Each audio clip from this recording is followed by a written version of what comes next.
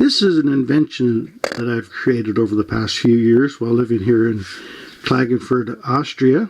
I moved here in 2010 from Nova Scotia, Canada. I've always had an interest in clocks and how they work and how they were invented and the universe around us.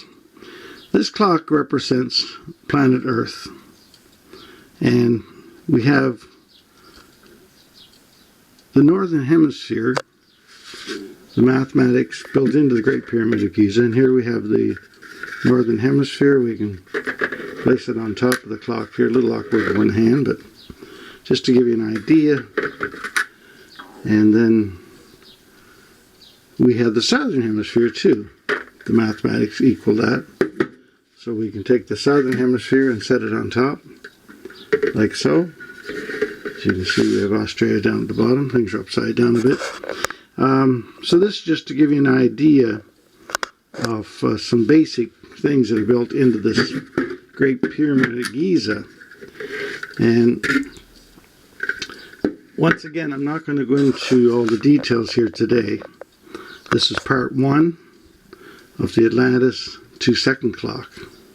And here's some other clocks that I built onto the surfaces of the Great Pyramid of Giza that will be explained at a later time. And I'll just show you, you can read this for yourself. Later on you can stop the video.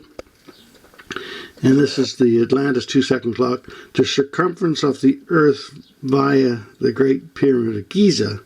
So here's the math of how that works.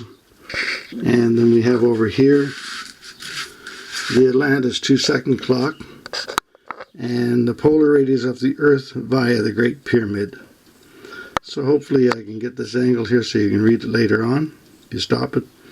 And I may just do this again at the end of this video, part 1. This here, as you can see, turns. This outer ring represents 12 hours of time, but it also represents the equator and the perimeter of the Great Pyramid of Giza. Now what we can do is remove the Great Pyramid of Giza, and what I've invented is a small contraption to show how all of this works. And we can just turn it around here. This hand is folded so it not goes away behind the Great Pyramid when I put it on top. Let's see if we can turn this around. There we have it facing the 12th hour of the day. And if we were to move this 12 hours around like this, and at a later time I'll have little wheels in this so that it doesn't, so it's not so cumbersome. So 12 hours of time represents 3,200 seconds. And so once again, this is just a briefing on what this clock is all about, but the details will come later.